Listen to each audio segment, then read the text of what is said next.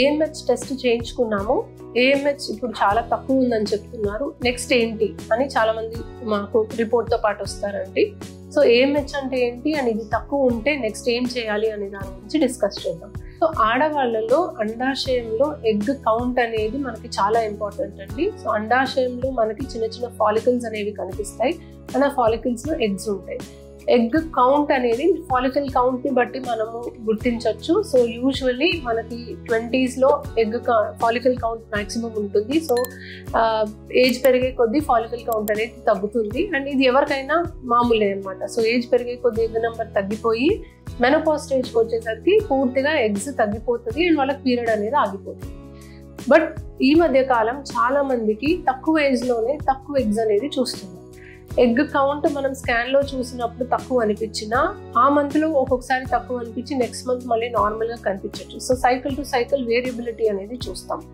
But AMH అనే blood test ద్వారా మనకి కన్ఫర్మ్గా వీళ్ళకి ఎగ్స్ తక్కువ ఉన్నాయా లేదా అనేది తెలుసుకోగలం. సో AMH బ్లడ్ టెస్ట్ మనం ఎప్పుడు చేస్తాము, స్కాన్లో ఆడవాళ్ళకి ఎగ్ నెంబర్ మనకు తక్కువ ఉంది, వీళ్ళకి ఎగ్స్ తక్కువ ఉన్నాయేమో అని అనుకున్నప్పుడు కన్ఫర్మ్ చేయడానికి AMH అనే బ్లడ్ టెస్ట్ చేస్తాం.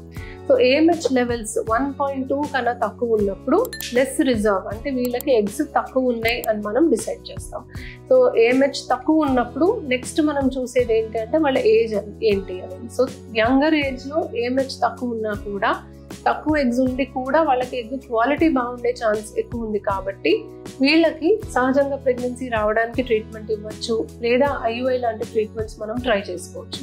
సో AMH తగ్గింది ఎమ్మటే మీరు ఏదో ఒక ట్రీట్మెంట్ చేసుకొని ప్రెగ్నెన్సీ ప్లాన్ చేసుకోవాలి, ఇమీడియట్గా IVF చేయించుకోవాలి అని అయితే లేదండి.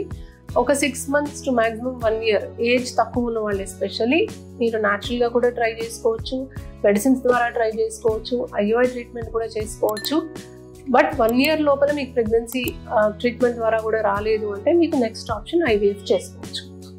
ఏజ్ ఎక్కువ ఉంది, 35 years అబవ్ ఉన్నారు అండ్ AMH తక్కువ ఉంది అన్నప్పుడు మీకు న్యాచురల్గా ప్రెగ్నెన్సీ వచ్చే ఛాన్సెస్ తక్కువే ఉంటుంది. అలా అని ఇమ్మీడియట్ IVF చేయాలి అని కూడా కాదు, కానీ 3 to 6 months కన్నా ఎక్కువ టైం వేస్ట్ చేయకుండా మీరు IVF ట్రీట్మెంట్కి ప్రొసీడ్ అవ్వడం మంచిది.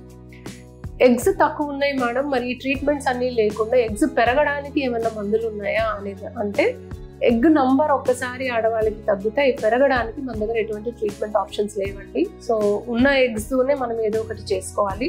సో ఎగ్ నంబర్ తక్కువ ఉన్నప్పుడు ఒక 2-3 months కొన్ని మెడికేషన్స్ వాడడం వల్ల కొంచెం ఎగ్ క్వాలిటీ కొద్దిగా ఇంప్రూవ్ అవ్వచ్చు, లేదా ఆ ఓవేరియన్ ఏజింగ్ అనేది కొంచెం స్లో డౌన్ అవ్వచ్చు, అండ్ మనం ట్రీట్మెంట్కి ముందుకు ప్రొసీడ్ అవ్వడం మంచిది. మనం ట్రీట్మెంట్ చేసేటప్పుడు కొన్ని ప్రోటోకాల్స్ మార్చి, కొన్ని అడ్జువెంట్ టాబ్లెట్స్ అండ్ ఇంజెక్షన్స్ వాడి, లేదా పూలింగ్ సైకిల్ అంటే 2 times ఎగ్ పికప్ చేసి పూలప్ చేసుకొని IVF చేయడానికి కూడా మనకు ఆప్షన్స్ ఉన్నాయి. సో మీకు egg number or AMH level తక్కువ ఉంది అని తెలిస్తే మీరు పానిక్ అవ్వకండి, ట్రీట్మెంట్ ఆప్షన్స్ అయితే ఉన్నాయి, కానీ ఎక్కువ డిలే చేయడానికి అవకాశం లేదు. సో ట్రీట్మెంట్ వీలైనంత త్వరగా తీసుకుంటే మీ ఓన్ ఎగ్స్ తోటి మీకు ప్రెగ్నెన్సీ వచ్చే ఛాన్సెస్ బాగుంటాయి.